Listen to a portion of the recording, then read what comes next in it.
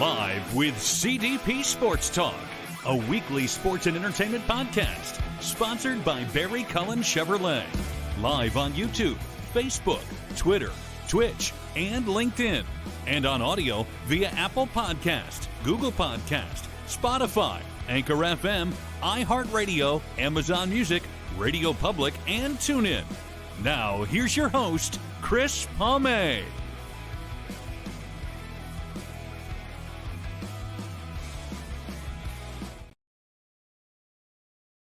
Good afternoon, everybody. Welcome to Season 5, Episode 50, overall Episode 270 of Live with CDP Sports Talk today on this Wednesday, May 3rd, 2023. Again, Live with CDP Sports Talk is weeknights at 8 o'clock on radio station WQEE 99.1 FM, The Key in Metro Atlanta.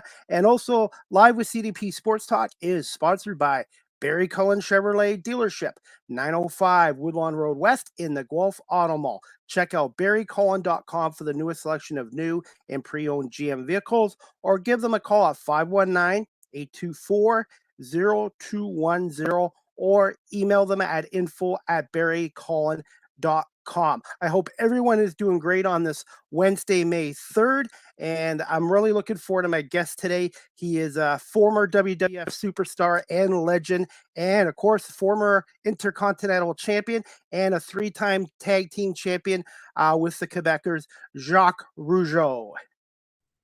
Good afternoon or good morning, Jacques. Hey, well, let's go with good afternoon. It's 12:01, so let's go with good afternoon. So how are you, Chris? I am doing well. How are you doing, Jacques? I'm doing fantastic. To be honest with you, we've just had 10 days of rain. We've had some floodings up near Montreal, north of Montreal, some bad weather, and now finally starting today, they say it's going to be sunny for the next 10 days. So that makes me feel better now.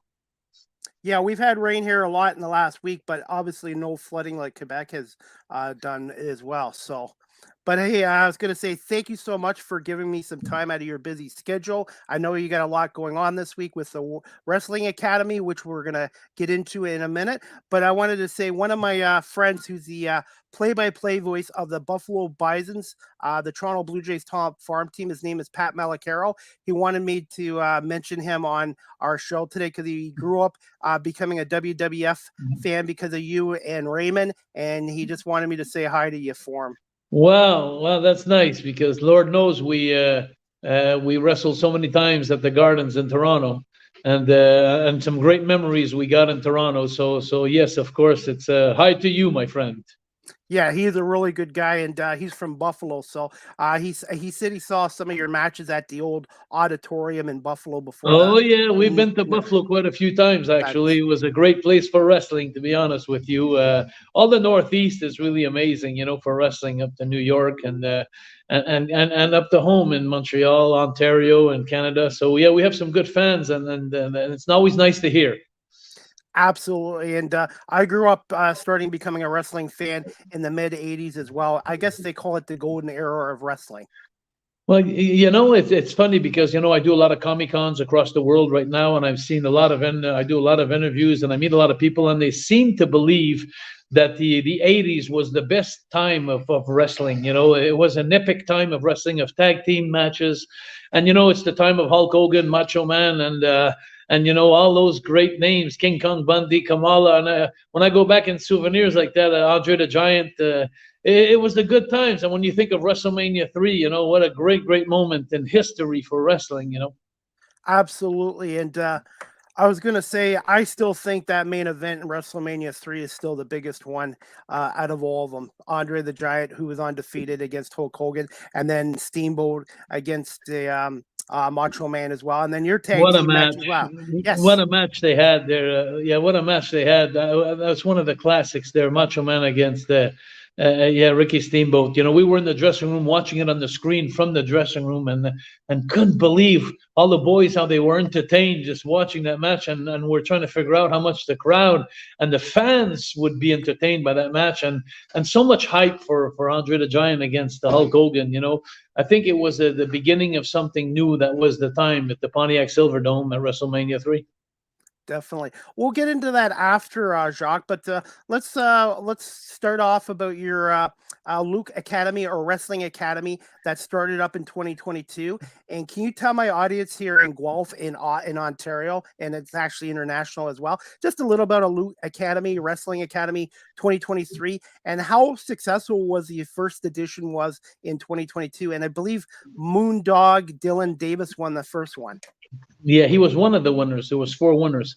You know, okay. It was amazing, Chris. To be honest with you, we started this idea, my girlfriend and myself, and there was a show in Quebec called Star Academy, and it was about singers. And you know, they'd go and they'd ask all the singers across Quebec, you know, to send in a little video if they thought they were good, you know, and finally they'd go on TV, and every week they'd eliminate some singers, you know, to finally get the big winner, which the winner would go sing at the Bell Center today, which is called. It was the Montreal Forum at the time where she'd go sing with Celine Dion. You know, that was the big prize. And I was saying to myself, I said, wow, what if we did that with wrestling, you know? So I started last year for the fun of it. I started sending some invitations across Canada, all the way from Vancouver to Nova Scotia and every province in the 10 provinces. And I told everybody, I said, hey, if you're a professional wrestler, and you think you have what it takes to make it in the big leagues, send me a 30-second video, 15 seconds of a promo saying you want to be in Wrestling Academy, and 15 seconds of your best moves,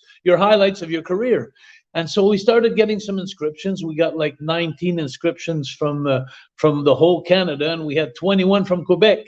You know, there was not a lot of believers in this project last year, you know, through across the country. And so we went along and we promised everybody that there'd be 4 winners of $5,000, and there would be a free lesson for 3 months at the Nightmare Factory in Atlanta, Georgia, where QT Marshall and Cody Rhodes and Billy Gunn would teach them for 3 months. And then we promised them, you know, like some wrestling figurines would be made. And then we promised them that they'd wrestle on Dynamite and Rampage and AEW's debut in Canada. And the next thing you know is everything happened.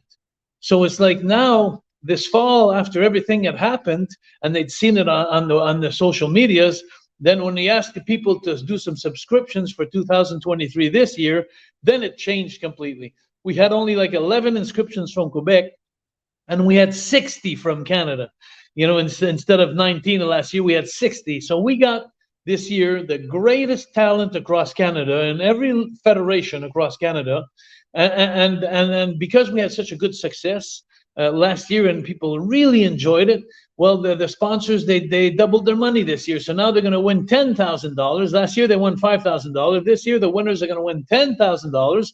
And QT Marshall, who was such a great part of this success, because, you know, taking my winners and bringing them to the Nightmare Factory and training them as hard as he does, you know, with Cody and Billy. I was so surprised to see those guys in the ring, really giving it all out to these young wrestlers that try to make it a passion and try to make it a career. So this year, and actually last year, what was fun is QT Marshall in the main event on the finals, he was on the giant screen from Atlanta, Georgia, from his home, and he was the one eliminating the last 4 to keep the last 4 winners. And after the contest last year, I talked to him the next morning. You know, I said, hey, QT, I said, I just want to thank you so much for what you've done. I said, what an opportunity for, you know, Canadian wrestlers and stuff. I said, and before I had a chance to finish, he told me, he says, are we doing this next year? And then I said, oh, yeah, we are for sure. And so this year, a lot of things have changed. This year, he's not only going to be there on the finals on the giant screen. He told me when I went to the Nightmare Factory last fall to see the winners when they were in action training over there, my 4 winners, he told me, he says, next year, Jacques, I want to be with you when you choose your participants. I want to be there on the quarterfinals on the giant screen, the semifinals and the finals. And he said, plus that, we made a deal there because he's always giving QT Marshall. So we made a deal where the ones that are eliminated starting this Sunday, because it's all starting this Sunday in Montreal at the Club Soda. So whichever ones don't make it to the semifinals, because he's going to be eliminating them on the giant screen, he made it like a consolation prize. He says, one of you guys that I eliminate, when I go to Montreal, it won't be on the giant screen at the finals this year. He's coming to Montreal and he's going to wrestle with one of the guys that he eliminated during the competition. So it's going to be his first time wrestling in Montreal. So this competition and one is going wild now, and it's crazy. So this might end up being like a WrestleMania for Canada. Well, it's funny that you say that because it's grown so much out of proportion right now. And I did, Chris, humbly saying I did about, I'd say about 40 podcasts in the last year. I have so many connections, like, I got notoriety and because of WWF and the 11 years that I spent there. So I did a lot of podcasts in Europe, all over Europe. I've done some in Germany. I've done some in Australia. I've done podcasts everywhere. So now at this point in time, the whole world of wrestling is watching Wrestling Academy. And believe it or not, Chris, this at this point now is starting to be recognized as the biggest contest on the planet right now. So, winners of $10,000 plus 3 months at the Nightmare Factory, being trained by QT Marshall, Billy Gunn, and Cody Rhodes, who was the main event at WrestleMania not long ago, like about a month ago, in front of 80,000 people in Los Angeles. What a privilege to have these guys train you 4 or 5 days a week, in Atlanta, Georgia. One thing I wanted to ask you, Jacques, right now it's all Canadian talent, but do you see maybe perhaps in the future you might open it up to old talent? Look at you scooping me. Look at you scooping me now. Chris, you're a scooper, I'll tell you, because, we're actually in the makings now of talking of next year, as close as next year, making it North America, Mexico, United States, and Canada. So I'm glad you saw it coming, because it's something that we're planning on doing, because it's just getting bigger and bigger, and the sponsors are happy. And what's fun with the last 2 years, like last year and this year, is let's face it, there's a big major problem, especially with AEW. There's a big major problem on getting Canadian content to work in the United States. The working visas, the working papers are the biggest problem for Canadian wrestlers to make it, because there's so much talent in Canada that could be in the big leagues. Take my word, but it's just that when it comes to working papers, they have a problem with that. So what I am like a trampoline. So what I am right now, what Wrestling Academy is like taking the best of Canadian talent, bringing them to the United States, where you're taking them to the Nightmare Factory. I'm not promising them any working visa or papers, but I'm giving them 3 months of visibility in front of the eyes of AEW and the eyes of WWE, which are both in the Nightmare Factory at the wrestling school. So if you see something you like, if you see a talent that's extraordinary, or, Chris, you got to remember one thing. My father, we're 4 generations of wrestlers in the family. And my father had always told me when I was young, it takes 2 things to make it in the business. And one of the things is being at the right place at the right time. And the other one is knowing the right people. And Wrestling Academy is bringing those winners right there where they need to be. So, and then after that, well, it's like they have a saying at the Nightmare Factory, do the work. Well, so when my winners get to the Nightmare Factory, it's up to them to sell themselves, But I think we're a great stepping stone. We're a great trampoline for Canadian talent. And now I'm starting to believe that we could be a great trampoline for North America, for Mexico, which is Lucha Libre. I wrestled there when I was young in Mexico, and I learned so much when I was down there, for Salvador Luterov. And in the United States, I've learned so much in the small territories in the older days, in the 70s and the 80s. So I think it would be a great opportunity to take the talent from all North America and bring them to the Nightmare Factory, and to have people like Cody Rhodes, Billy Gunn, and QT Marshall have an eye on them for like 5 days a week for 3 months. And I think it's a great opportunity. One question I wanted to ask you, Jacques, obviously you started back up in the 70s. How much over the decades has Canadian wrestling and the talent improved since the 70s era, which was pretty good with Bret Hart and yourself and Raymond and stuff like that? But overall, what's your feeling about the current status of Canadian wrestling? I'm afraid I'm going to disappoint you so much, and a lot of the fans too. But there's never been a gray zone with me. It's always been black or white, okay. So I'm going to shoot it as it is. 35 years ago, I had a fallout with Vince McMahon, and I just a real bad fallout, and I just took my TV and I turned the TV off, and I've never watched a wrestling show in 30 years. I haven't watched one wrestling show. I had my own federation for 20 years before COVID. I had my wrestling school, but it was my old mentality school, where less is more, where, a hold meant something.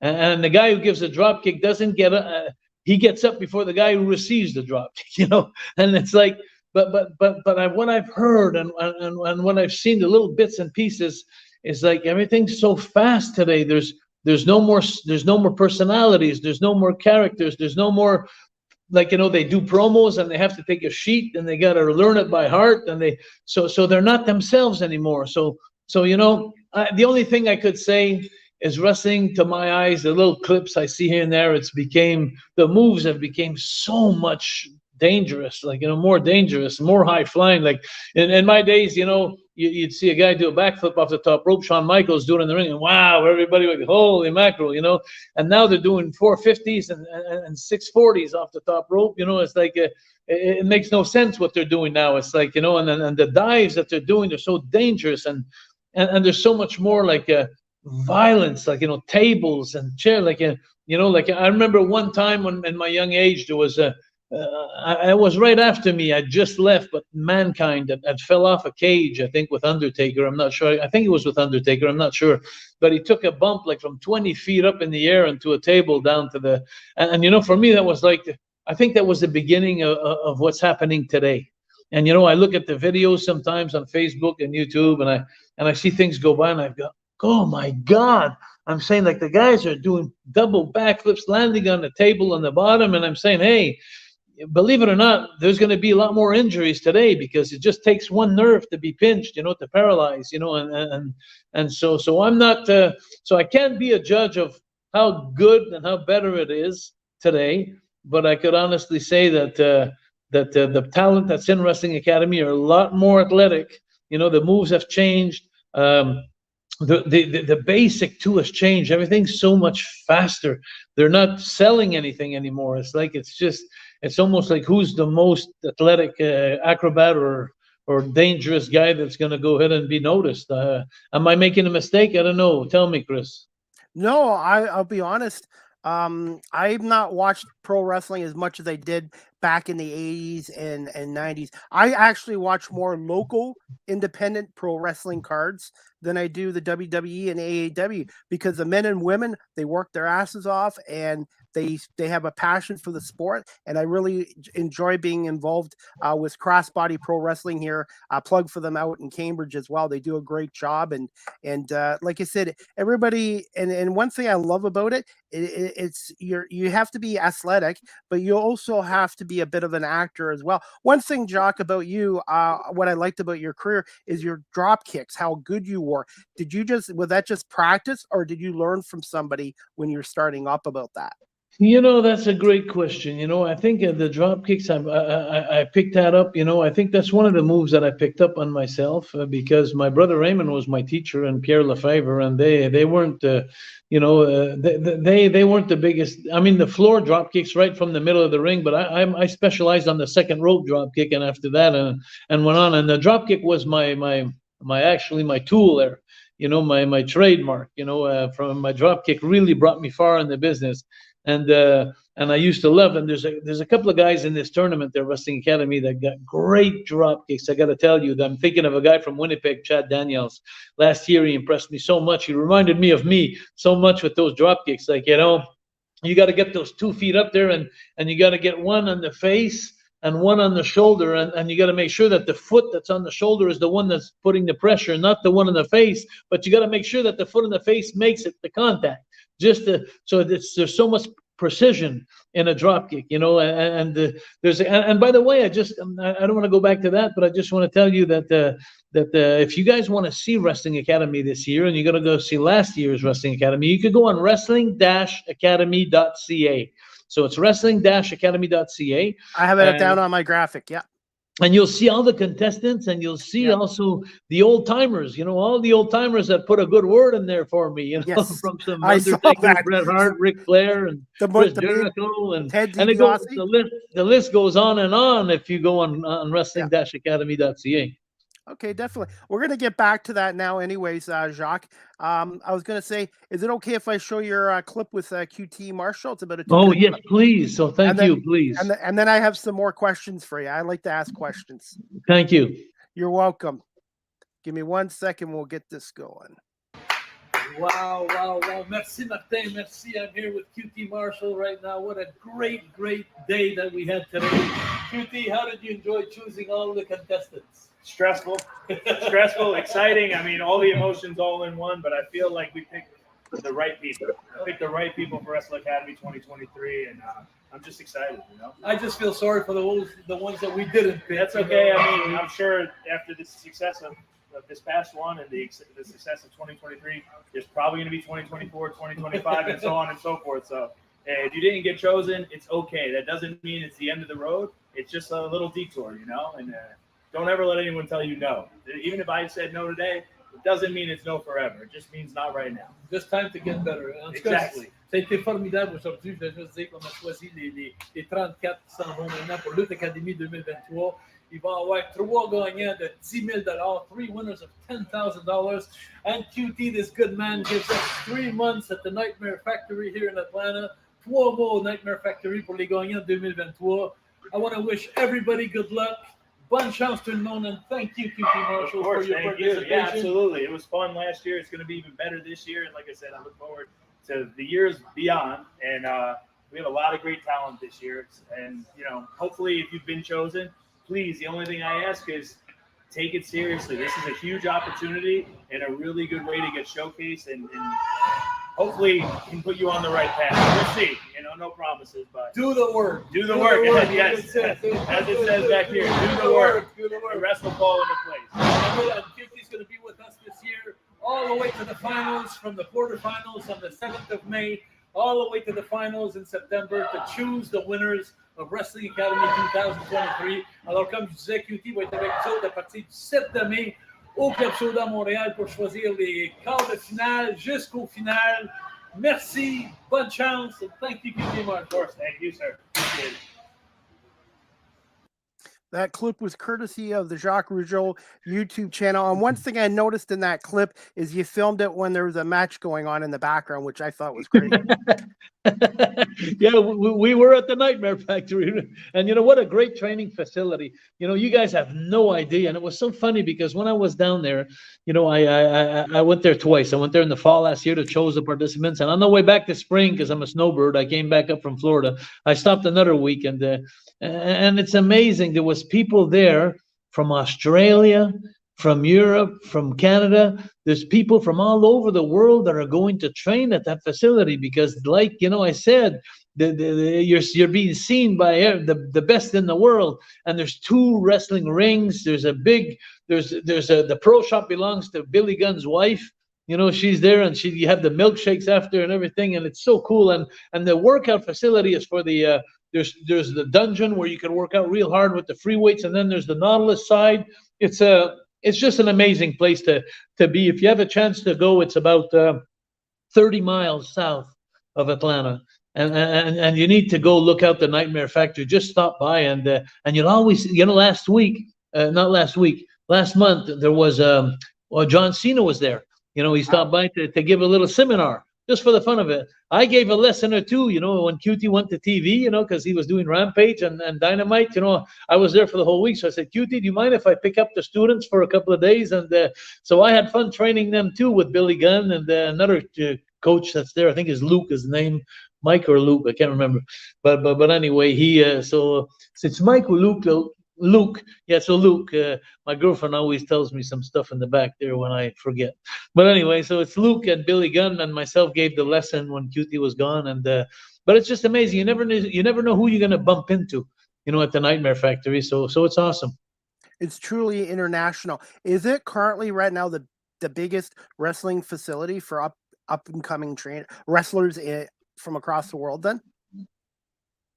You know, Chris, to be honest with you, I would say it's the best in the world because, you know, for different reasons. You have different kind of coaches. You know, you got Billy Gunn. This was in my time, you know, the Smoking Guns, and he has his mentality, and he switched to the new mentality. And then you got QT Marshall, who's an old school wrestler. He looks a lot like the Mountie. You know, he works like he talks a lot to the people. He communicates a lot. He's a great talent. And then again, he made the transaction to today's wrestling. You know, he's featured on TBS and AEW, one of the greatest talents. And then you got Cody Rhodes, who was main event at WrestleMania in front of 80,000 people a month ago. You know, so what better place in the world to be to learn. And it's funny because when you go to the school and you join in, you have a 3-month session. And from the time you walk in there, that you've never put on a pair of boots in your life, and 3 months later, they produce a show with the talent that's there. They make you a wrestler in 3 months. You don't become the best wrestler in the world in 3 months, but you have a chance to learn the most you can at your speed and perform in front of some people at the end of your 3-month lesson, to get the feeling of what it's like. So I think what a great, great experience for anybody who wants to discover, to see if they have what it takes to become a wrestler. I think that the Nightmare Factory in Atlanta, Georgia is the best facility to learn. Yes, for sure. Hey, one thing you mentioned a minute ago, the word dungeon, and when I hear that word dungeon in wrestling, I always think of Stu Hart and also how you started up in Calgary Stampede Wrestling back in the mid-'70s. That's why I know the word dungeon is because when I started in 1977, it was Bret Hart was driving a bus at the time. He wasn't even a wrestler, and every Sunday, Stu Hart would invite me to his house with his 25 cats in the house and his 15 kids, and it was amazing. But I thought he had pity for me because I was 17 years old and I was alone at my little hotel, so he invited me over. But I thought it's because he had respect for my dad and my uncle, knowing the old generation and stuff. But then I realized after a while that he had another reason. Is every Sunday in his basement at home that was called the dungeon, and that's where he'd take the wrestlers to try him out, but not try him out to make a wrestling match. He wanted to try him out to see how tough they were, in real life, because in the old days, a lot of the wrestlers that got pushed, they were really fighters, good, tough guys and tough fighters, which I wasn't, so every time I'd go eat on Sundays, he'd always come up with, hey, after dinner, after lunch, and he says, Jacques, there, I'd like to take you down there, downstairs there a little bit. And I'd say, well, Stu, it's a bad day. I had something planned there, but thank you very much. And I was out of there. So I always avoided the dungeon. I'd heard so many things about it. Hey, before we get back to Wrestling Academy, I could probably talk to you for 5 hours, by the way. Have you written a book? You and your brother Raymond written a book yet? Or are you guys thinking about that in the future? Because I would definitely buy a copy of it.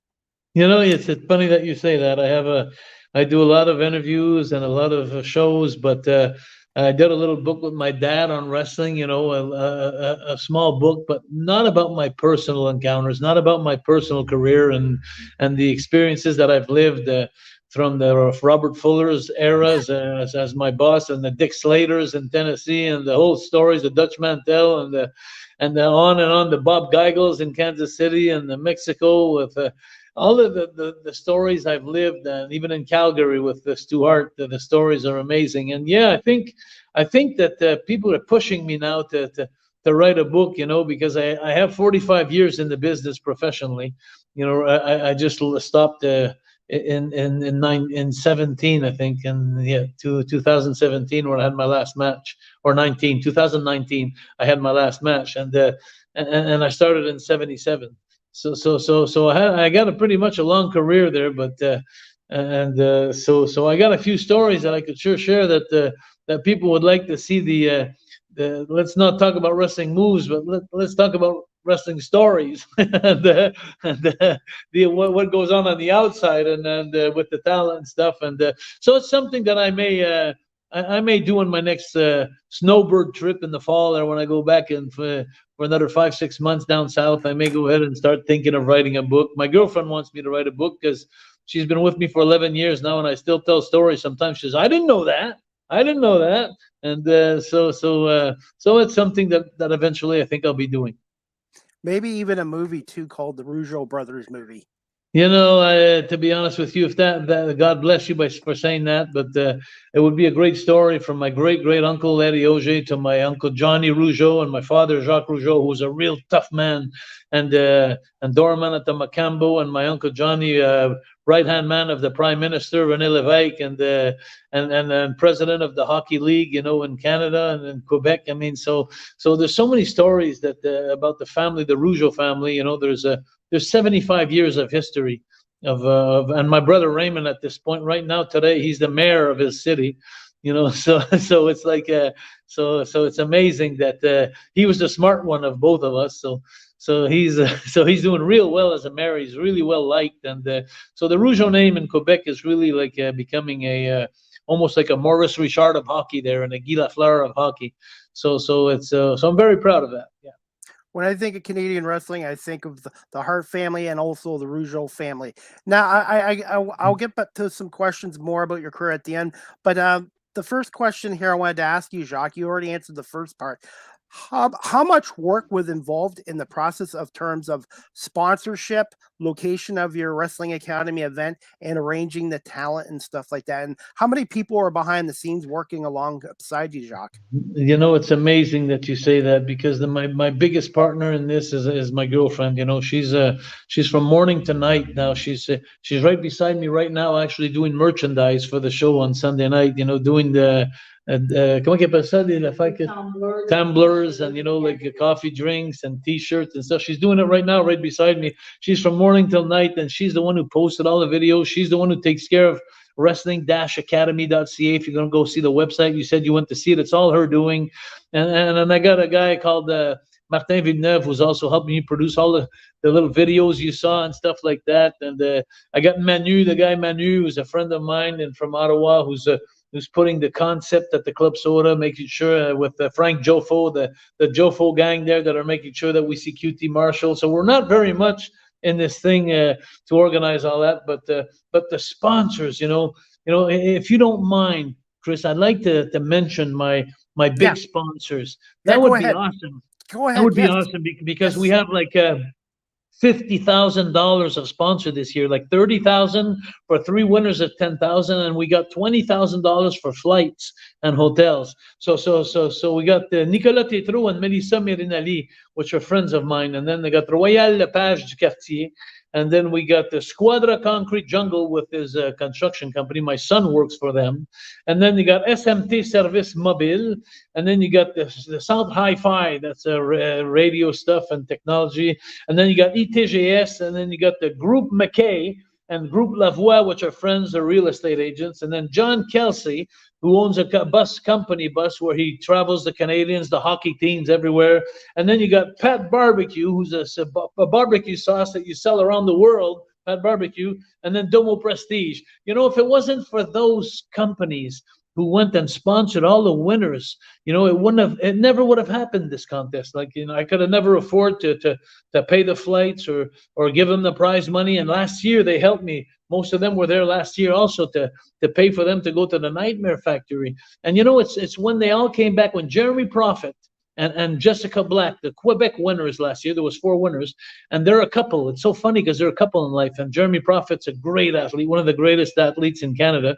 And his girlfriend, Jessica Black, she's a school teacher in Montreal, but she wrestles on the weekends, and they went to the Nightmare Factory with Matt Black, a guy who's from Ontario, and he won the contest, and Chris Dillon from the Maritimes. And if it wasn't for the sponsors who paid for them to go over there, and this wouldn't have happened, and they never would have been on Rampage and Dynamite. If you go down in history books, that one day will be fun for them, because the first event that AEW has ever done in Canada, the first match, Jessica Black and Jeremy Prophet, the winners of Wrestling Academy, were the first match in the history. And then you had Matt Black and Chris Dillon that were on the show the same way. Jesse V, who was recruited also for that show because of Wrestling Academy. But if it wasn't for the sponsors, Chris, and I thank you very much for giving me the time to mention these sponsors, because because without them, we're nothing, absolutely nothing. Because being a podcaster, I just finally got my first sponsor in Barry Cullen GM Chevrolet dealership here, but it's a lot of work to try to get people to believe in your product. And obviously you being well established in the wrestling industry for years helped as well. And you really do anything you do in life, podcasting or putting on the event like you are doing, you do need sponsorships. Chris, it was so much work. And, I'm going back to my girlfriend, Natalie, who's behind this, we must have put last year and this year, we must have put at least 1,500 hours where we're not paid for it. And last year I believed in this project last year, and it cost me $15,000 out of my own pocket. So I was taking money that I was doing in Comic Cons and other things, and I was putting it in Wrestling Academy because we didn't have as much sponsors. And this year, with all the sponsors we have, we're going to look at possibly we're going to break even. So we're not going to make a dime, and we put like 1,500 hours in this, and we helped a lot of talent, we helped a lot of people, but at least I'm not losing money this year. So we went from investing 15,000 to breaking even this year. Who knows? Maybe next year we'll make 15,000, But the bottom line is, when you believe in something and you put so many hours, and I'm using my notoriety because I was lucky to succeed in wrestling like I did. So I made a lot of friends, and all the podcast guys like you that are taking the time and giving me the visibility makes it that this project, I think, is going to see the light on a big major platform soon, eventually in the next year or two. And hopefully if we go North America, then maybe we'll be able to go get some sponsorships in the States or Mexico also. I know one thing for a fact. I could give you a scoop, because I like to give scoops to my podcasters, people that help me out, is like I did mention to one of the talent that I possibly would go North America next year. And one of the talent told me, he says, hey, I got a wrestling school that I wrestled in Mexico. So I got in touch with a wrestling school in Mexico where they're maybe going to be offering some talent training for free next year out of the winners. So we'd have QT Marshall in the States, and we'd have a Mexican wrestling school, which would be awesome, because the wrestling in Mexico is completely different than anywhere else in the world. And I've learned a lot of tricks there. Sometimes when you saw Jacques Rougeau in the ring, or the Mountie, and I'd be thrown into the ring to go and receive a backdrop where the guy bends down, and I'd turn around and I'd roll on the guy's back and land on my feet and give a drop kick instead. I learned that in Mexico. I never would have learned that anywhere else. And that was in 1978. And since then, Lord knows that it's evolved a lot more. So I think that you could go and get a lot of knowledge from different eras and different places in the business, and take what you want out of everybody, and then just make it your own thing that makes you different than everybody else. That's what I'm trying to do with my podcast show and my media work. Is I've had people from 20 people in their 20s to their 50s or 60s, and I try to pick their brain and learn something from each one, and then apply it to myself for my own style at some point. I noticed that you got some great guests coming. I noticed that I've been spying on you, and I noticed that you're not only in wrestling, you're going in different eras, different places, and I think that's to your credit. Well, hey, like I said, guests make a podcast show, and like your character used to say, the Mountie always gets his man, CDP always gets his guest. I'm just joking. I'm very, very humble and very appreciative. And Jacques, when I started out here a couple years ago during the pandemic, I was not very good, and I couldn't get anybody on, but I kept working at it, improving, and then somebody came on, and then word of mouth spreads. It's like being a pro wrestler too. It takes time. I like your approach when you approached me for the podcast. I really like your approach, and I think you're right. And when the pandemic came, a lot of things have changed. And I was doing some podcasts also with my son, and I started, and I had a lot of some Quebec artists from different eras, from singing to musicians to hockey players to all kinds. I had Georges St-Pierre on there with me, and GSP, and I had used my contacts and that, but it was fun. And we live and we learn, because even like last year, when you go on my wrestling-academy.ca to go check out this website of Wrestling Academy, you'll be able to see last year's show. And Chris, if you go see last year's show, which we have on there, you're going to see the most horrible commentator of all times, which was me. And because of the wrestling that's changed, and I didn't know all the name of the moves and stuff. I was doing a lot of wow and whoa, my God, and wow, and so this year I got Jeremy Prophet and Chris Dillon, the winners of last year. They're going to be commentating with me, with this color commentary, Michel Monette. So there'll be more technical moves that they'll be able to say, But I was horrible last year, to be honest with you. Even at one point, I got to tell you this funny. It's funny. This story is politically correct. When you're talking, in the public, you got to be careful, because Yes. It's changed a lot over the years. And I had this guy from Kanawaki that was wrestling. He was like an Indian. And so it was like so me when I was young. We always said something about like the rain dance. If you rain, it's gonna when it rains it pours. And Yep. so for out of a joke, when I was commentating, I said he was in trouble. I said he better start doing that rain dance, to get out of it. And the next day, he's such a nice guy, Kyle Zachary, who's part of the Wrestling Academy again this year. He's there Sunday night on May 7th, by the way. But he's such a nice guy, and a friend of mine. And he was a student of mine in the year 2000. So anyway, long story short is he calls me up the next day and he says, Jacques, I say, yes, Kyle. You can't say that. He says, you can't say that. I said, what do you mean I can't say that? And he says, you can't talk about us drinking either. Like, taking, he says, you made some comments, but I know you don't mean no harm, because Indians can drink, and then, but there's an expression in French that says Indians can drink means the same thing as Indians could take a shot. Like, if you give a shot to someone, a chop or a punch, you take a shot. Well, it's like take a shot, So I made a game word there with the words in French, and I said, oh boy, he could sure take a shot. We know that Indians can take a shot, and but I had a little humor in there.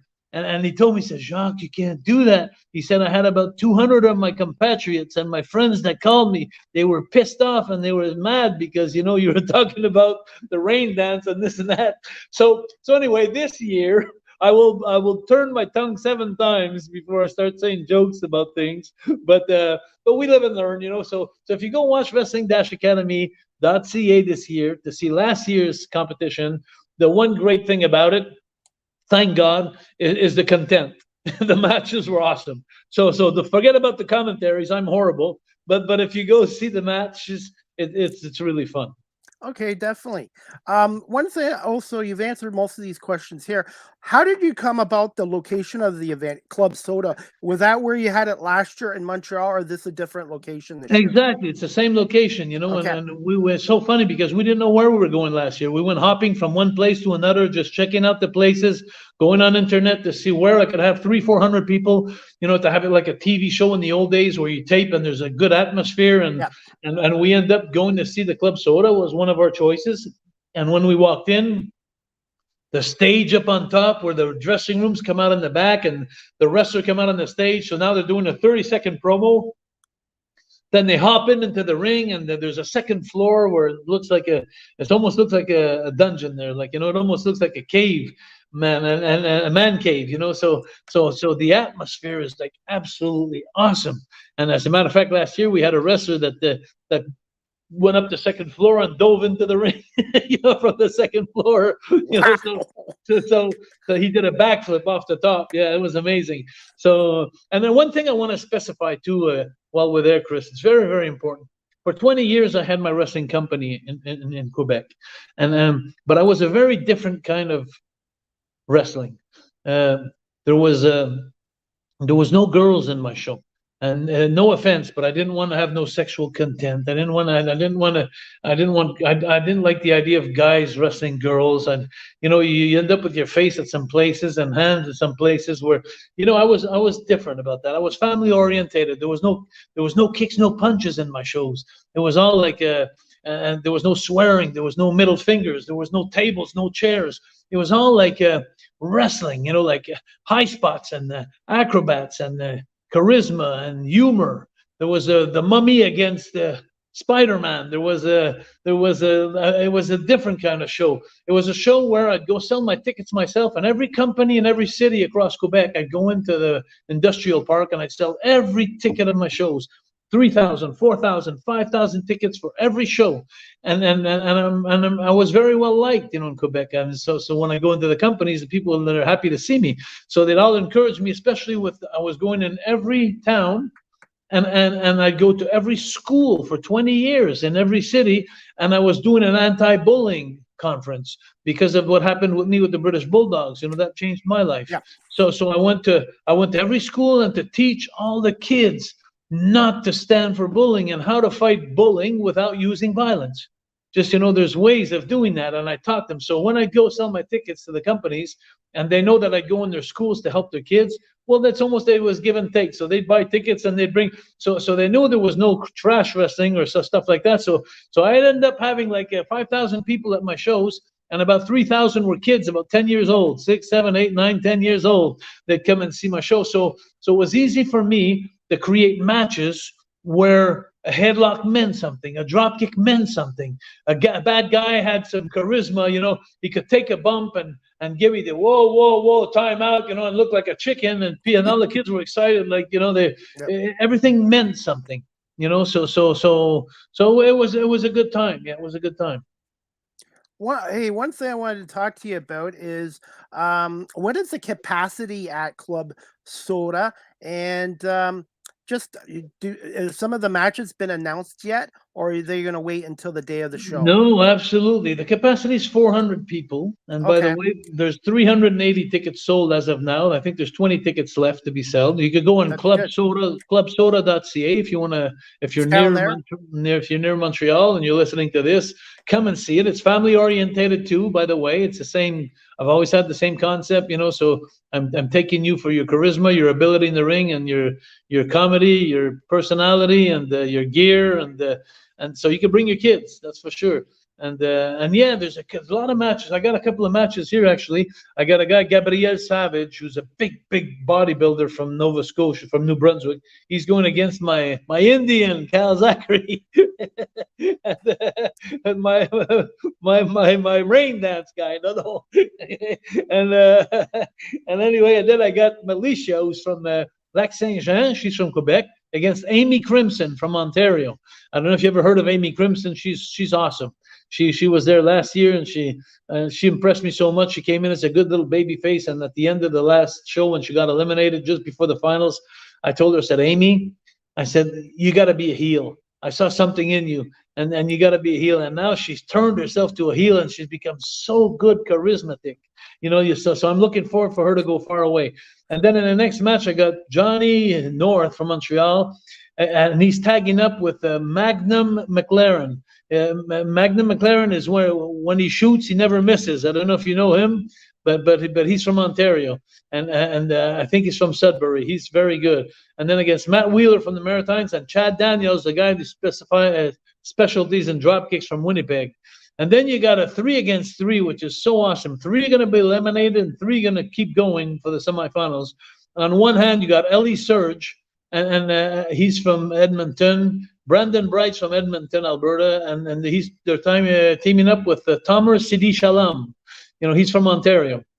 And then they're going up against Jefferson James from the Maritimes, Cale Shock from Ontario. Cale Shock, I love the guy. He's just so funny and charismatic. He's like a bushwhacker, you know. But he's really, really talented. He's got a wrestling school.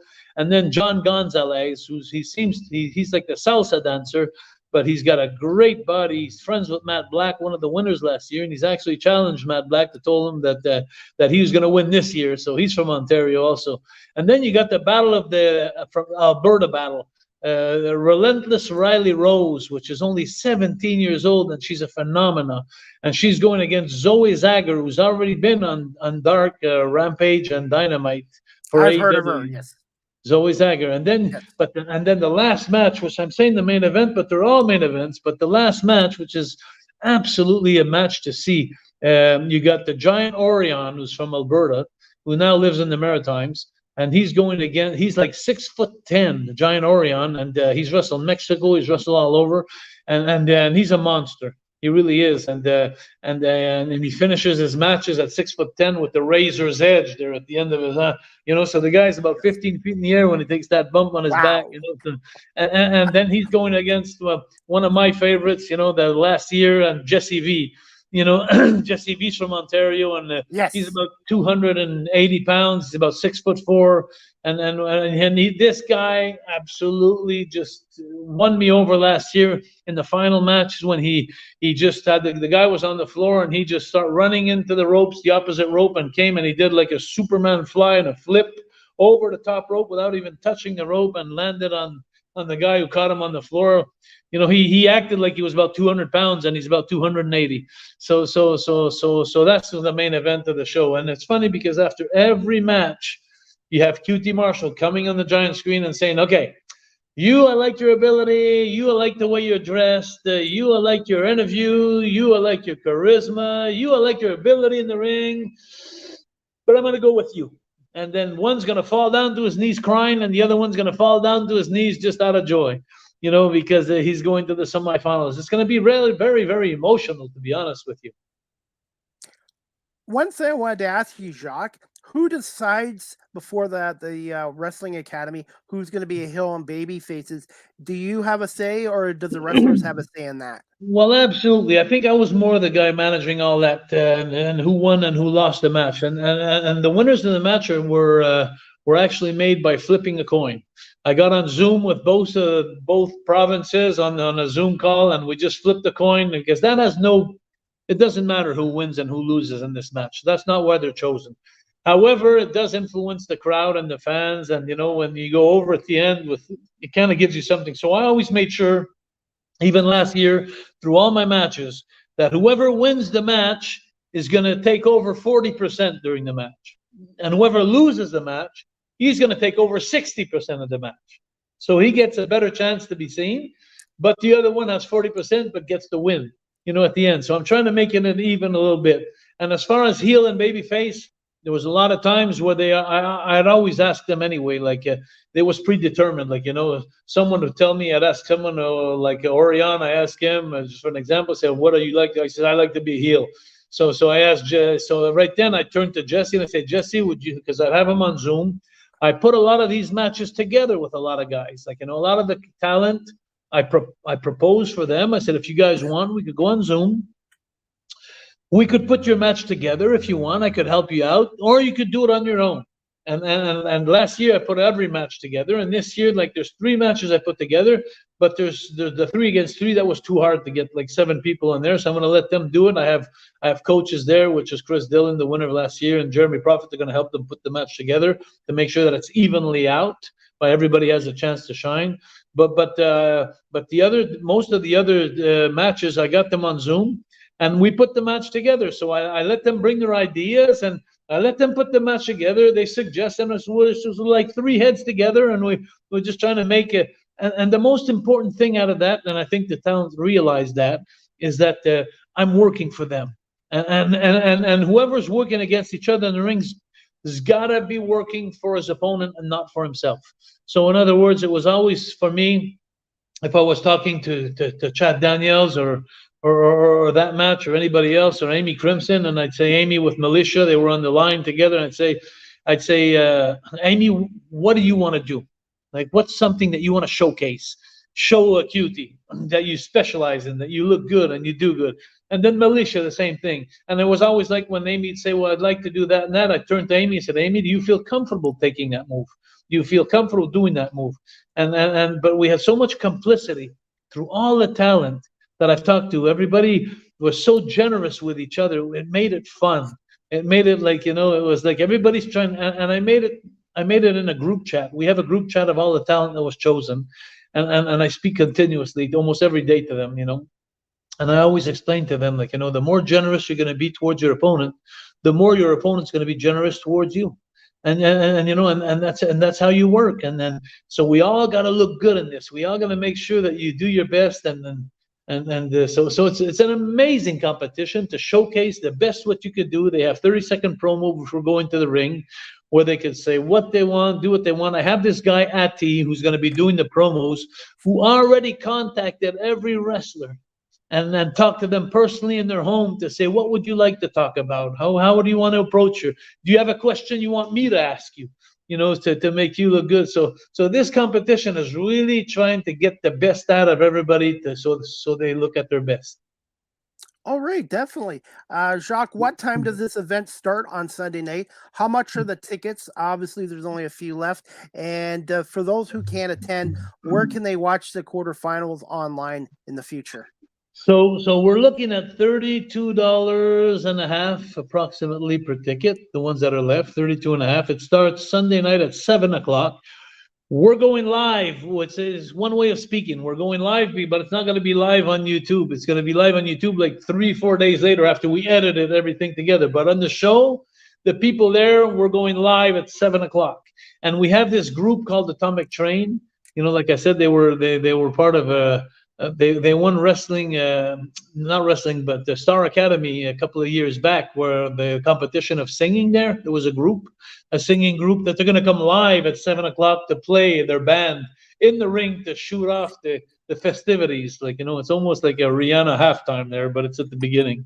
But so we're going there live at 7. They'll see that, and then we're going to the introduction table. I'm welcoming everybody, and then I got QT. I'm welcoming QT on the big screen, and then we're going right to the ring. It starts right away, and off we go. And so it starts at 7 o'clock in Montreal at the Club Soda. You guys doing the national anthem too? You know what? Great question. Last year I did, and because this year we're starting with a boom.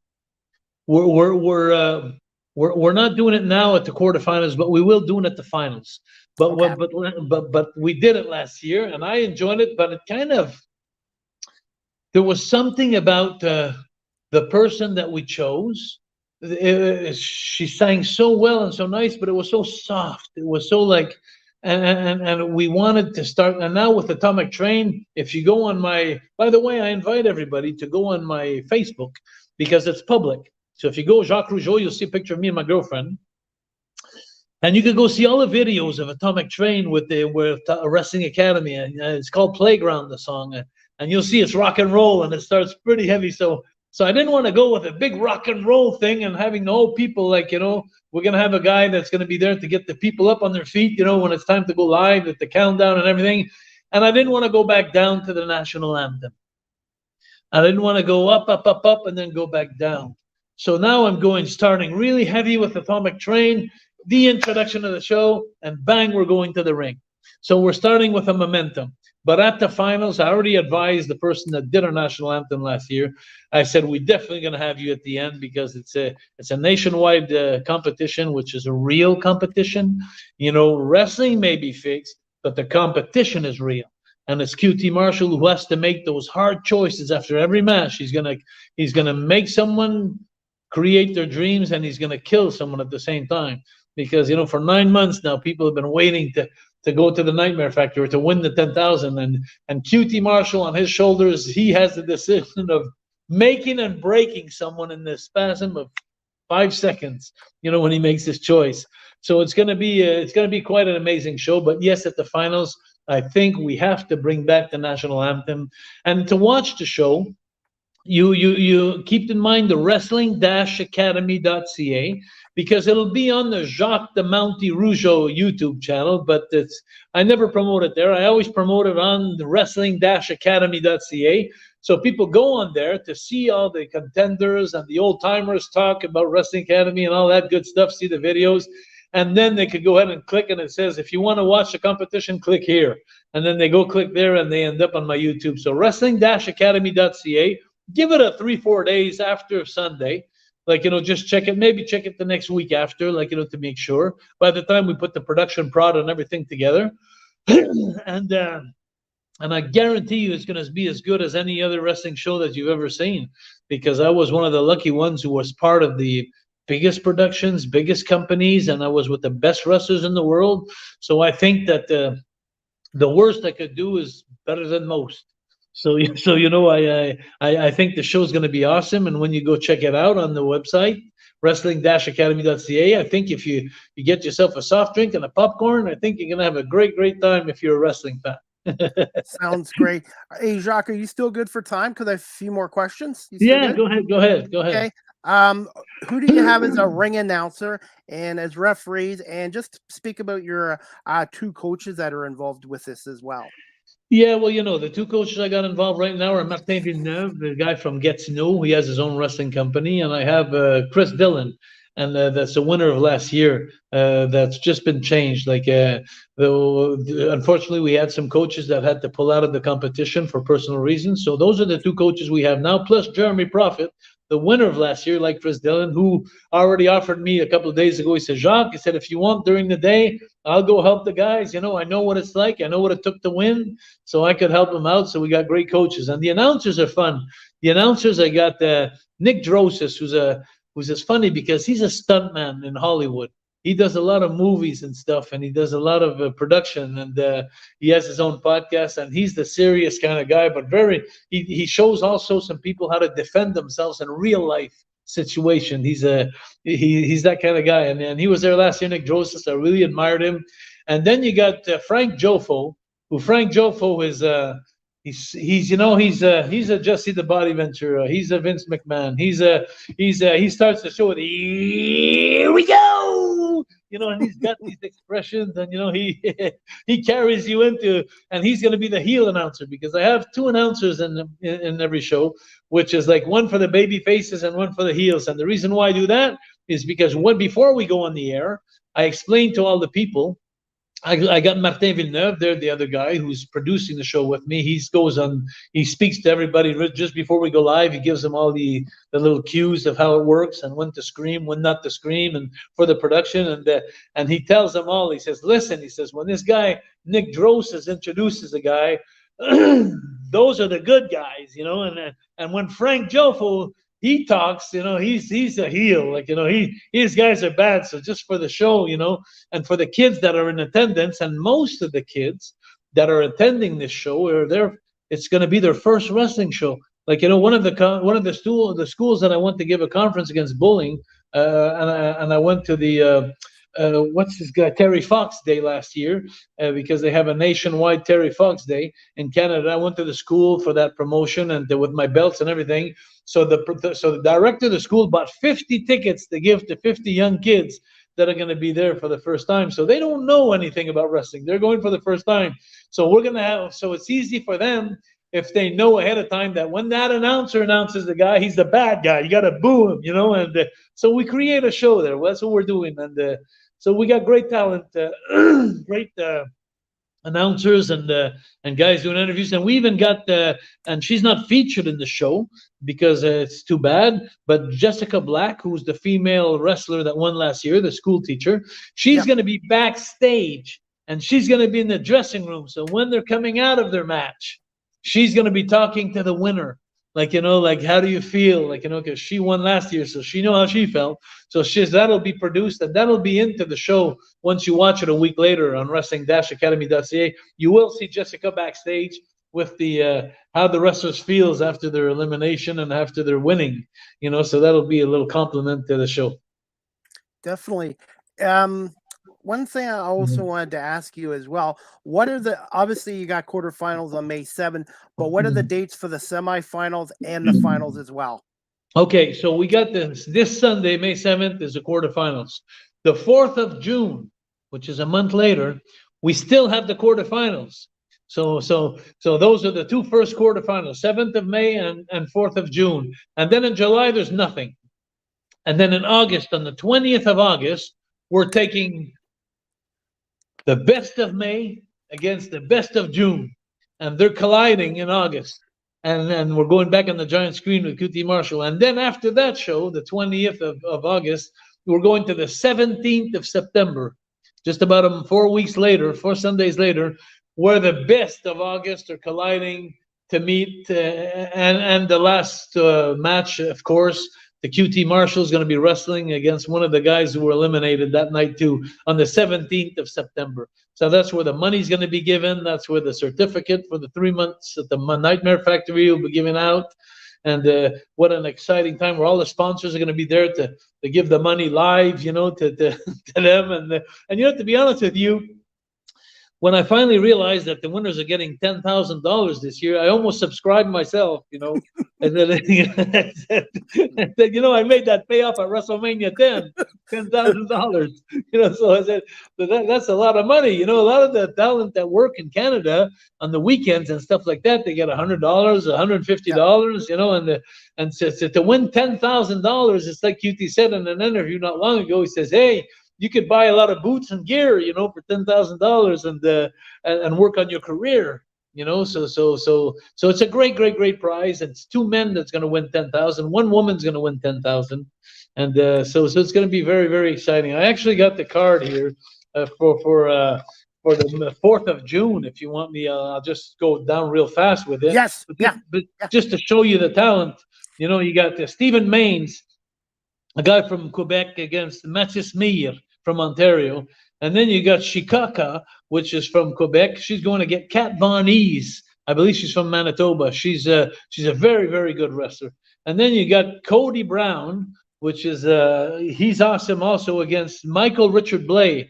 I don't know if you know him, but he's phenomenal. He sent a video there.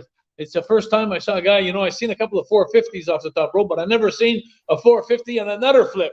It's like I'm calling it a 630. I don't know how to call it, but it's like he does 2 flips and lands on the guy. I've never seen that in the business, so he's one to watch. Michael Richard Blay, and then in another match you got Carl Gibson and Bjorg Hacken, that from Quebec, against Tad Owit and Jesse Bieber. Those guys are from Ontario, I believe. But, yes, Jesse, I've seen. Yes. Yeah, okay. In Guelph. Oh yeah, how is he, Jesse Bieber? Is any good? I think so. Yes. I think okay. So. But he's better of the heel. He's better of the heel. Oh yeah. Okay. And then there's a big match. You got Nikita. She's in the ladies division. Nikita with Smiley Miley. They're 2 from Ontario, and they're absolutely gorgeous and models, but they're wrestlers. They're absolutely. I've heard nothing but good things about them against Zandra Lee. She's from Ontario also, and Casey Spinelli, who's from Ontario, which is she's awesome. She's just awesome. I saw the video, and she looks like the total package. Casey Rufio Spinelli, and then I got another match, which is a main event just in itself. It's the Lion Bobby Sharp. He's going up against Sean Moore, and I think Sean Moore is from Ontario also. There's a lot of contestants from Ontario, but Sean Moore, wow, he impressed me a lot. And then Bobby Sharp, a veteran, just coming off an injury last year where he broke his ankle, so he had a year to recuperate. Now he's been wrestling lately, so hopefully that he will got back his momentum. But so this card is absolutely talented. We have 7 provinces out of 10 that are participating. That's pretty good. That's just really in this card, just on this card here. So it'll be fun. So 7th of May this Sunday, and 4th of June, 4 weeks later, at the Club Soda, we're going for the quarterfinals. And let's just see who makes it to the semifinals in August. Doors open at 6 o'clock, and bell time is 7 p.m., I'm assuming? I'll put it 7:10, maybe 7:08. By the time I make the introduction and introduce QT and the band finish playing their 3.5-minute song there. So let's say about 7:10 there it's going to start. And and congratulations, by the way, on the Leafs. The Maple Leafs there that got the curse. I'm a Detroit Red Wing fan. By the way, one of the guys, I know the Red Wings haven't been good for the last 7 years, but one of your guys that came on to do a little video, Matthew Dandino, won a Stanley Cup with Detroit. Yeah, he did. He's a French guy. Yeah, Mathieu Dandino. He's a friend of mine. He's actually a friend of mine, on a Facebook friend of mine. But Mathieu Dandino, yeah, I'm happy for him. I'm happy because it hasn't always. It's hard in hockey, In hockey, there's so much publicity in hockey that when you're hot, you're hot, and when you're not, you're not. It's like so. I'm happy that you had some good times with Mathieu Dandino there. Definitely, and Montreal will win a Stanley Cup before the Leafs do. So holy mackerel! I think with them, I think a few decades are going to go by before that. But 30 years now. That's hard to believe. 30 years. Yeah, but you know what? I'm the worst hockey fan in the world. When my team wins, I watch. When they don't win and they don't make the playoffs, I don't watch anymore. I mean, I'm not a good fan, to be honest with you. I'm horrible. But not making the playoffs again this year, it's just I've lost so much interest in hockey in the last year or two. So, but that's why I'm saying I'm so happy for the Toronto Maple Leafs, who broke the 19-year curse. And I'm happy for them, and I hope they go a long way. There's a couple of teams actually, there's that are doing good in the playoffs. How did they do was it the Kings were playing not long ago against a couple of days ago? Kings against Edmonton, I think. Yeah, the Kings are eliminated, so now it's Edmonton at Vegas. Very good. So Edmonton's in there too. So go for Canada. Yeah. Toronto and Edmonton. I'll take Edmonton over Toronto. Oh yeah, okay, yeah, because of the rivalry, Detroit and Toronto. Yes, yes. It was 30 years ago the last time the Red Wings and Leafs played in the playoffs, and the Leafs beat them in 7 games and stuff like that. So, hey Jacques, are you okay? Again, are you okay for a few more questions about your Yeah, career, and go then we'll ahead, wrap it Chris. up? Go ahead, Chris. Okay. Yeah, sure. Again, just the final plug for the Wrestling Academy. Again, event is Sunday, May 7th. Doors open at Club Soda at 6. Bell time is approximately 7:10. Some great matches, and they can watch it again on the Wrestling Academy YouTube channel a couple days later. Wrestling-academy.ca. Wrestling-academy.ca. About 4 or 5 days after the Sunday, they could go check it out, and we'll have it posted there in the show. And they could really see if they want to go see this last year's show, and they'll see this year's show, they'll see how the difference in caliber, and because we built a lot of credibility, and so I think people have a lot of fun, for free, to go and just sit at home and watch this competition go on, and with some international content, and having some inspiring Canadian wrestlers make it. And one day, who knows, you'll be looking at Wrestling Academy, and one day they'll have a live event, AEW or WWE, and they'll be coming to your hometown, and one of these talents will be on the card, and you'll be able to tell them, like, hey, I watched you on Wrestling Academy, Jacques Rougeau's Wrestling Academy, when you first started. Yes. To be noticed, and so it's going to be really fun. What a great competition for Canadian wrestlers, female and male. Hey, to be honest with you, I've never been to Montreal or Quebec yet, so maybe next year when this happens again in 2024, I'm definitely going to have to visit Montreal, because I've never been there, and I would like to see this Wrestling Academy card. Well, you could use it as an excuse, but to be honest with you, just Montreal itself, it's a great place to be. It's I always told people when I was traveling, around the world for many years, I was going in every country around the globe, and I was telling them, it's almost you got to go to Montreal, because when you go to Montreal, they have this French accent, this French language, and it's almost like when we go, for example, in Varadero or Punta Cana, and we go there, and there's Mexican music, and then it's romantic, and it's because it takes you out of your comfort zone, or where you used to be at.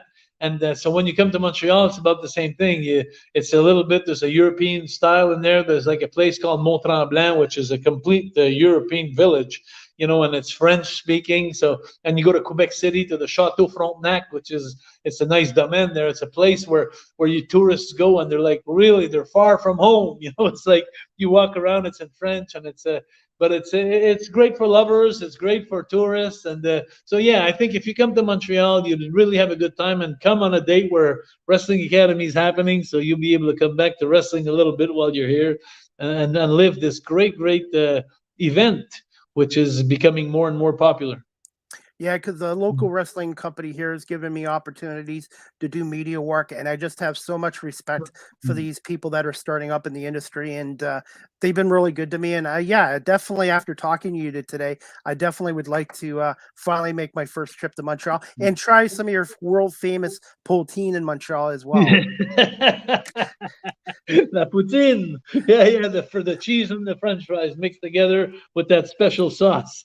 But there's the smoked meat also. Montreal smoked meat is recognized to be one of the greatest smoked meat around the world. And but there's much more. But you know what? To be honest with you, Chris, if I'm going to be totally honest with you, I think every country, every province, every town has their own specialties and their own flair. So whenever but Montreal has its own. And has its own, but I think there's beautiful people and beautiful places, and everywhere you go, you just got to be at the right place at the right part of town, if you and know the right kind of people to show you around when you're at the nice places. Definitely. Hey, Jacques, are you okay with just a couple of questions about your career? Yeah, sure. Okay, sure. Definitely. When you were growing up in Montreal, who were some of your favorite pro wrestlers? When I was growing up, I'd have to say my heroes. I'd have to go with Joe LeDuc. I'd have to go with Abdullah the Butcher. I'd have to go with Andre the Giant. I'd have to go with Sky Lilo and Little Beaver. The midgets, the Castillo brothers, Fidel and Raul Castillo. Don Serrano. There was a lot of great talent that I grew up watching that were big enemies. The Sheik, from Detroit, the Eddie Farhat, the Sheik, and he was one of my heroes also. And Bobo Brazil and Gigi the Greek, and well, I could go on and on, So Okay. This one I wanted to ask you as well. What was it like being, obviously you started out in the Calgary Stampede in the 70s, and then you went to the States in the early 80s. What was it like being signed by Vince McMahon in the WWF back then in 1985 alongside your brother Raymond? It was amazing. It was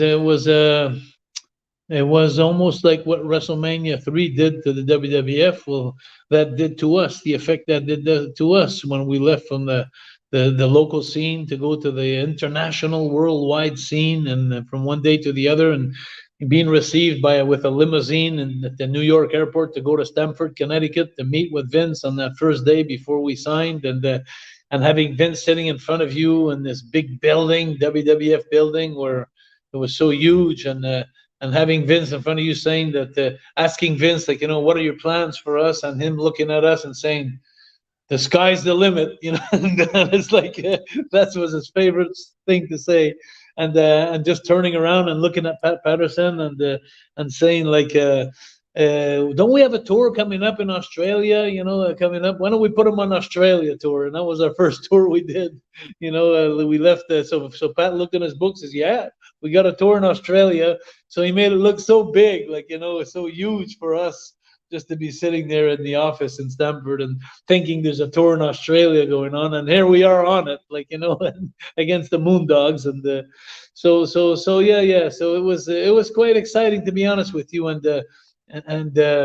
it was bigger than life, and Hulk Hogan was bigger than life. You'd land in the airplanes, and instead of saying welcome to Chicago, when the plane would land, they'd say, we'd like to welcome the WWF and Hulk Hogan on board. It's like it was almost like Michael Jackson arriving in his peak when he was arriving somewhere. So it was amazing. I became a Hulkamaniac, so I admit it. You got me in that, so what you gonna do? and Macho Man Randy Savage, what another great talent as well.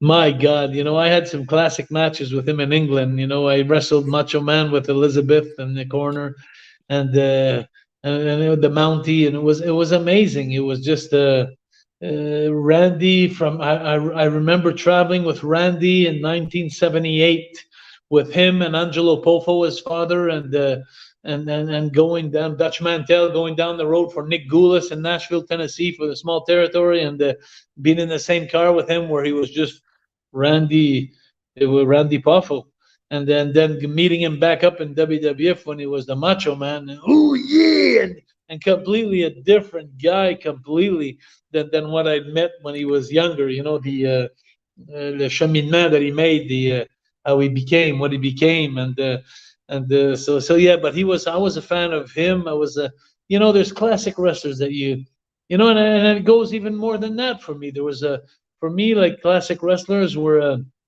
wrestlers that I'll never forget. There's Coco Beware with Frankie his Bird, and then Hacksaw Jim Duggan, whoa, and with his 2x4, and just all those, Jake the Snake with his snake, and there were some characters like King Kong Bundy, and Kamala, like, oh, and some guys just impressed me, impressed the hell out of me, And Bret Hitman Hart back then too. Of course, the Hart Foundation. Hart Foundation.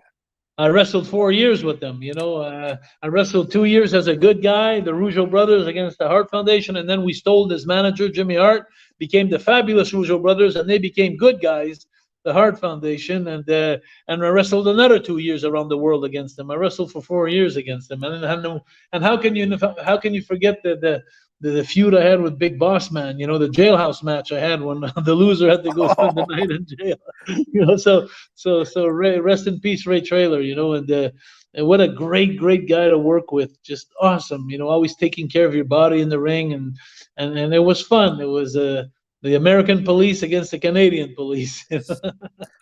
Now, you were originally baby faces. Was it your idea or was it Vince's idea to turn you heels? And as a pro wrestler, is it more fun to play the heel than the baby face? Absolutely, the heels. It's more fun, and it was Vince's idea to turn us heels, and well, that was a it's funny because when he approached us and told us that, we kind of like and then when we started doing it, what a blast we had! All American Boys, one of the greatest songs, Oh, yes. theme songs.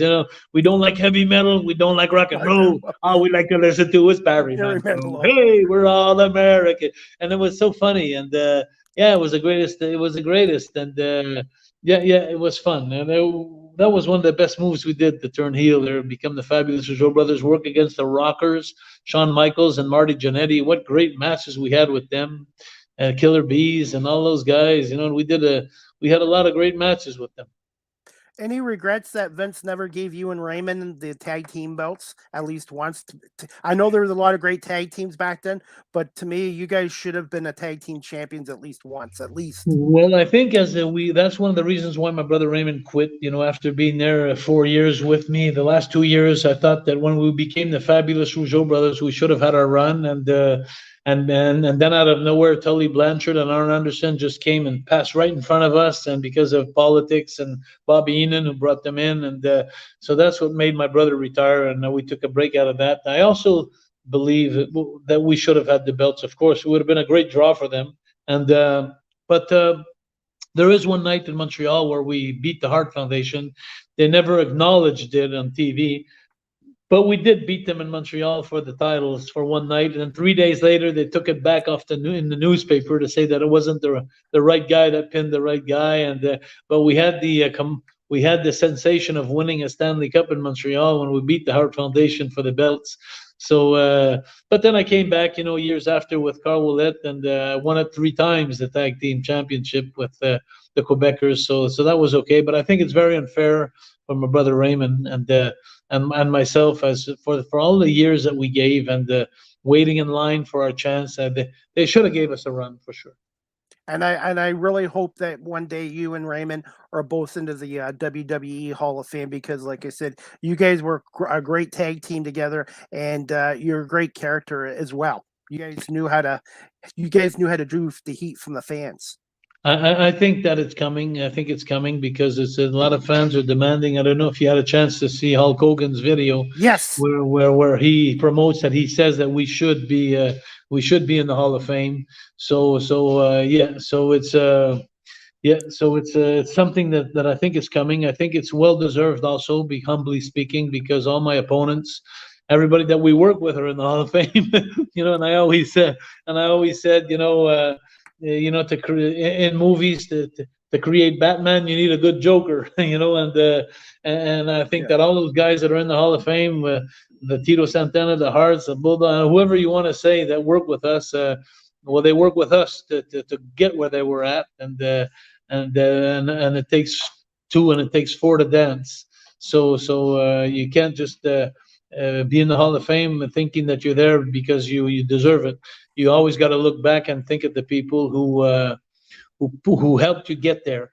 And I think that we were a great asset with the marathon matches we did with the Rockers, and our 1-hour matches with the matches, the Bulldog, the matches, the Boss Man, the matches, the Quebecers and the Steiners, and on and on and on. 11 years I gave to the WWF and the WWE, with always and where I see that we're well deserving of being in the Hall of Fame is that every time Raymond and I, even when we first started as baby faces, it was hard because the Americans are very patriotic, and but we were good guys, but they could care less about 2 good guys from Montreal, Quebec. It wasn't very, very popular. But and at the beginning of the match, we felt that it was hard to get the crowd, but after 20 minutes, 25 minutes in the ring, we had the people on their feet, just going wild and crazy and having a good time, and forgetting that we were Quebecers, that we were just great talent, and we did that through the whole time. And all my matches with the Hart Foundation, the Rockers,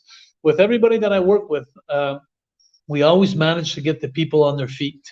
So when you do that, you get a crowd of 20,000 people and get them on their feet for like 11 years.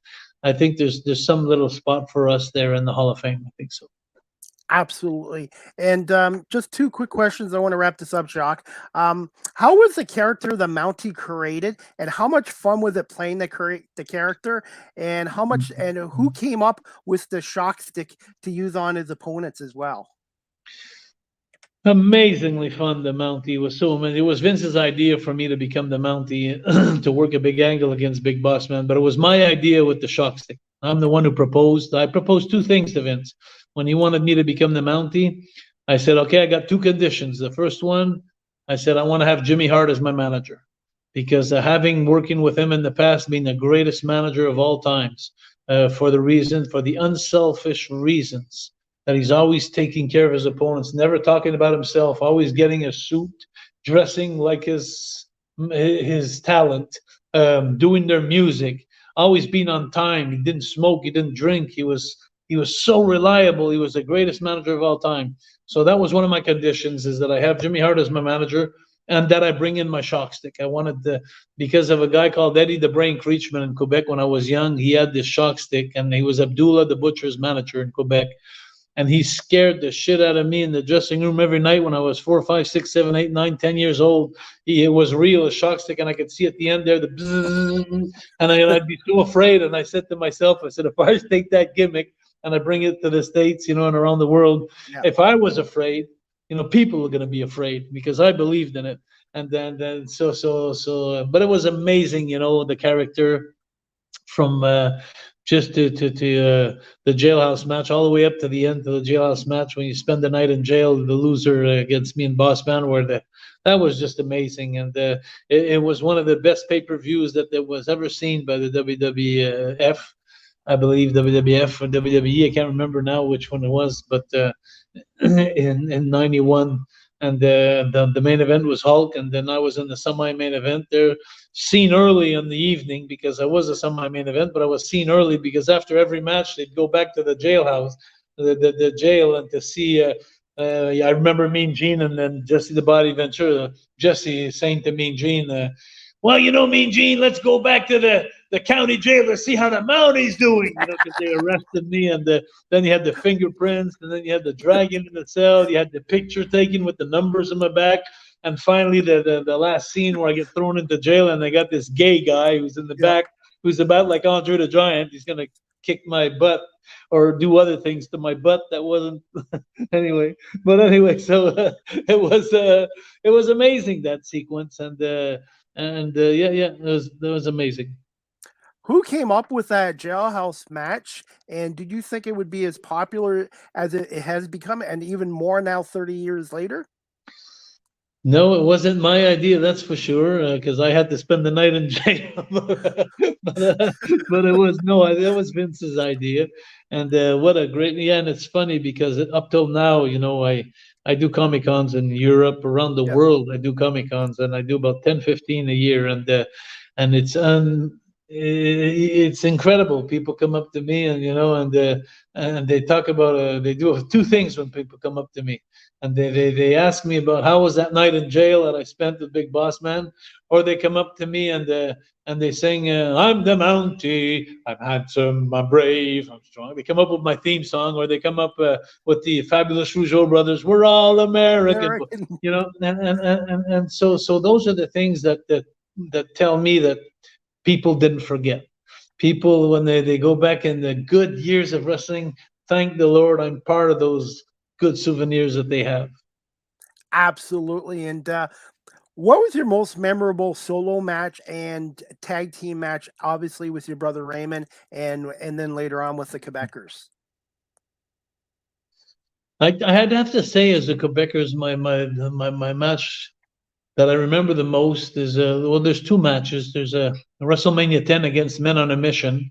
That was a great match. That's when we double suplexed Mabel, 640 pounds. Me and Carl it was the first time Mabel get off his feet, and we gave him a standing double suplex. And beating the Steiners on the first night in, coming as the Quebecers on Monday Night Raw. The first night we appear, Carl Ouellet and myself as the Quebecers, we become tag team champions of the world. That's very memorable as tag team. And but I have a lot of, when you have so many years, I remember the match I had my brother Raymond and I against the Rockers, and I remember the marathon matches, and my brother Raymond and I against the Bulldogs, a 20-minute Broadway match in Madison Square Garden, which that was wild. You know, people talk to me about that, you know, still today. And in singles matches, well, you know, I have to go back to Big Boss Man, of course, you know, and I had memorable matches also, though I got to admit, with Tito Santana. You know, I had some good matches with him. I had fun, yeah, but I'm gonna have to stick with Big Boss Man there, and we tore the house down around the world, you know, night after night after night, you know, and that was amazing. And you know, if you talk about me personally, the most important match of my career is when I beat Hulk Hogan in Montreal. You know, I was the only Canadian to get a clean pinfall on him, 1, 2, 3, and that's when he was at the top of NWO also. You know, so he was red hot, and he put me over in Montreal, right in the middle of the ring. You know, so you can see that on YouTube. Jacques Rougeau versus Hulk Hogan. You can see the whole match, and then go see that. That's pretty incredible. And you also pinned Bret Hart for the Intercontinental belt. A lot of people wanted you to have that belt longer than when you had it. How much did that mean for you to win over Bret Hart and have that title? But unfortunately, I thought it should have been a longer title reign. You know, I think it was I've been for so many years the shortest lived Intercontinental champion. I had it for like 2 days. But it's so funny because then again, I think the belt meant so much in those days, because today in Comic-Cons, people come up to me, they have these dolls, like Toys R Us dolls and all these dolls, and I all have the belt on them. Every doll they bring to me, I'm the Intercontinental champion, and I only had it for 2 days. But you know, so I must have done something right, or maybe the belt looks good on the red there, you know, that's on the red suit. Well, two of my favorite heels were the Mountie and the Honky Tonk Man for heels. Yeah. Wayne Ferris was great as a heel, and but thank you very much for considering me as one of your favorite heels. I appreciate that, Chris. Hey, and Jacques, I want to say thank you so much for coming on live with CDP Sports Talk. I'm just going to wrap it up with this last question, Jacques. What advice would you give to someone who's looking to pursue a career in the wrestling industry? And where can my audience follow you on social media and a website? And again, about your wrestling academy this Sunday coming up in Montreal. That's a lot of questions for a wrestler. You know, I got to remember all those questions you have. That's why I have the graphics. Thank you. Don't forget. Okay, what advice would you give to someone who's looking to pursue his career? I would say, you know, just give it your all, you know, and don't make it a weekend thing. You know, if you want to make it in the business, it's a 7 day a week thing. If you spend 3-4 days in the gym, and then you spend 3 days in the ring, watch wrestling, look at wrestling, follow what it's all about, give yourself some identity. You know, find yourself a suit, a character that's different than everybody. Invest in your suit, invest in your character. When you get out of the curtain and you show up somewhere, you're on stage. From the minute you leave the curtain, be in character, stay in character. That's one of the things that I think that a lot of the wrestlers, they lack of today. They go into the ring, they're in a tag team match, and they tag their partner. The partner comes in, and the other one's on the outside. He's picking his nose, or he's just, you know, he's fixing his knee pad, or he's forgetting that his partner that's in the ring, he should feel empathy with his partner in the ring. If his partner is selling, he should be hurting too. If his partner is firing up, he should be firing up too. You should never come out of your character when you come out stage. Make yourself believable. Believe in yourself. You know, and there's so many things. Just give 100% to become a wrestler. And where can you guys follow me? Well, Chris's website right here. You can follow me here. Chris is the man. I'll tell you, Chris, thank you so much for everything. But no, to be honest with you, Facebook, Jacques Rougeau, I'm a very, very big Facebook man. Facebook, and go see my profile picture with my girlfriend. Even you'll see in the last year and a half, there are so many things I put on there. You know, like even I put my match with Undertaker against the Mountie, and there's so many things. If you want to be entertained, go on my Facebook. You'll see a lot of stuff backing up. I'm very active on my Facebook, and then you could go on wrestling-academy.ca to follow this great international. It's national now, but eventually be international event. Wrestling Academy. 2023. Go see the website, wrestling-academy.ca, and have so much fun to just go through it. It'll take you about a half hour to go through it all. So go see the contestants. Click on every picture you see. You'll get a video from your old timers to the contestants. And so thank you so much for watching this, and follow Wrestling Academy starting this Sunday in Montreal at the Club Soda for all the Canadian talent to have a chance to be seen one day worldwide. Sunday, May 7th at 7:10 p.m. Approximately 6 o'clock. The doors open at clubsoda.ca, and tickets are $32. And Jacques, even though I can't be there physically this Sunday, I will definitely I'll be watching on the YouTube channel, and hopefully next year I'll be able to meet you in person and be at a live card in Montreal. Thank you so much for this interview, Chris, and for this platform visibility for Wrestling Academy. It's been fun talking to you, and I want to wish you good luck ahead of time, Chris, with your hosts. Your guests that are coming. I think I'm going to start being a follower because I saw a few of your guests coming there, and I'm pretty impressed. Well, like I said, I'm just the host. The guests make the great show. I just reach out to people. And as I can see in you, how passionate you are about the wrestling industry, I am also passionate about getting into the radio industry. And hopefully one day I'll have my opportunity to have my own in-studio show as well. The most important, Chris, is do the work. Absolutely. Do the work. And I'm constantly working a lot as well. Hard work. Actually, I should get that t-shirt. Do the work, because that's anything in life. You need to do the work if you want to be successful. Take care, Chris. Thank you so much. Thank you so much, Jacques. And just give me about 15 minutes and I'll have this downloaded to my audio platforms, and I'll send you copies of everything. Please, I'd like to share this everywhere. Thank you so much. Thank you so much, Jacques Rougeau, a.k.a. the Mountie, for coming on Season 5, Episode 50 of Live with CDP Sports Talk. Jacques, have a great day, and we're looking forward to your card, Wrestling Academy card, this Sunday, May 7th at Club Soda in Montreal, Quebec. Thank you very much. Thanks, Jacques.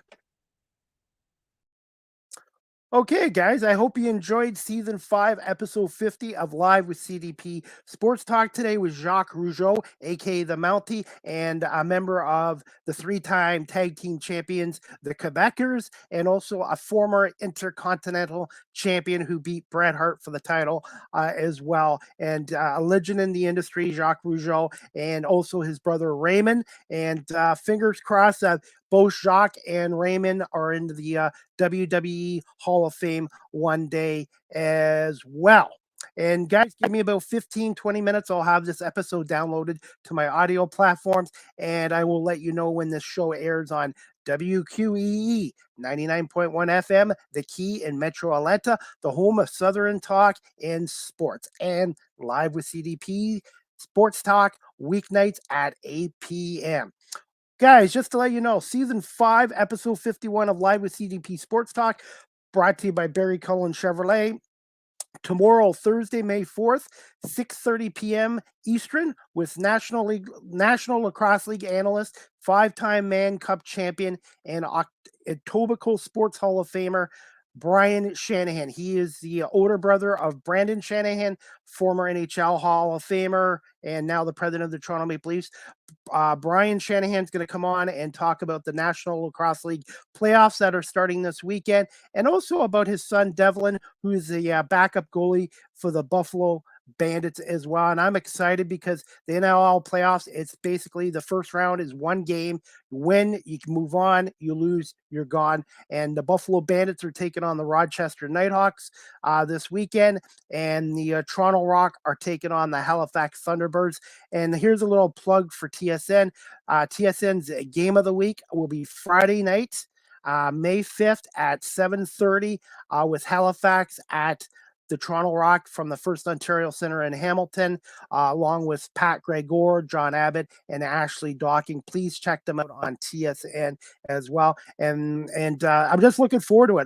The National Lacrosse League, it's a combination of hockey and basketball as well. Before we wrap this up, guys, again, I want to say thank you to Jacques Rougeau for coming on here today. It was great speaking to him for over 90 minutes as well. Live with CDP Sports Talk, again, is a weekly sports entertainment talk show hosted by Chris Palme, is on weeknights at 8 p.m. again on WQ 99.1 FM, The Key. You can check out their website at wqeefm.radio12345.com as well. Finally, guys, let's see. Live with CDP Sports Talk is live streamed on YouTube, Facebook, Twitter, Twitch, LinkedIn. And I want to say thank you to everybody today for watching this on my live stream platforms as well. You guys can also check out my website. My official website is at beacons.ai/Chris D. Palme. All my social media pages and digital content and previous podcast shows are on this website as well. Live with CDP Sports Talk is sponsored by Barry Cullen Chevrolet dealership here in Guelph at 905 Woodlawn Road West in the Guelph Auto Mall. Check out barrycullen.com for the newest selection of new and pre-owned GM vehicles, or give them a call at 519-824-0210, or email them at info@barrycullen.com. And also, guys, a reminder, it is truck month at Barry Cullen Chevrolet. Silverado 1500 can be financed for 3.49% financing up to 72 months. Eligible Costco members can receive a $750 bonus on select trucks as well. And I also really love my 2023 Chevy Trailblazer RS model that I bought in January from Nathan Lott at Barry Cullen Chevrolet. And thank you to Barry Cullen Chevrolet for sponsoring this podcast show as well. And you guys can also follow me on TikTok at Live with CDP on TikTok. I post a lot of content there as well. And finally, StreamYard is the official live stream provider of Live with CDP Sports Talk. If you're into webinars or podcasting, I would highly recommend StreamYard.com as well. And to wrap this up, Live with CDP Sports Talk podcast, the audio version is available on iHeartRadio, Amazon Music, Google Podcasts, Anchor FM, Apple Podcasts, Breaker, Pocket Casts, Radio Public, Spotify, Castbox, LinkedIn, Stitcher, and Tuned In, and weeknights again at 8 o'clock on WQEE 99.1 FM in Metro Atlanta. Again, I want to say thank you to my guest, Jacques Rougeau, aka the Mountie, for coming on today. And I hope you guys can also check out wrestlingacademy.ca and their event this Sunday night, May 7th in Montreal at Club Soda. If you can make it to event, check YouTube in a few days, and they'll have the broadcast on there as well. As soon as I know which day and time they're going to have it on YouTube, guys, I will let you know on my social media pages. And looking forward to it and seeing some more great Canadian talent in the Swerve Circle. But again, just want to say thank you to Jacques Rougeau again for coming on and giving me 90 minutes of his time to talk about the Wrestling Academy and a little bit about his great career in the WWF/WWE. I hope everybody has a great afternoon, great evening. I'm off to Kitchener to cover the Titans and the Windsor Express game for the National Basketball League of Canada tonight at 7 o'clock at the Odd in Kitchener. If you can't make it down to the Odd like I am as a media member, you can check it out on NBLC TV at 7 o'clock as well. And I will be doing some post-game interviews with some players after as well. So everybody have a great afternoon, great evening. And again, thank you for watching and listening to Live with CDP Sports Talk, brought to you by Barry Cullen Chevrolet. And thank you to my guest, the legendary Jacques Rougeau, for coming in again as well. And again, guys, please check out their website. I'm going to put it on here before I wrap this up, guys. I know I do a lot of talking, but that's my personality. Just 1 second. I got so many graphics here. It's not funny. Just 1 second. The website again is lootacademy.ca, or just type in wrestlingacademy.ca and check it out again. This Sunday, May 7th, 7 o'clock, 7:10 p.m.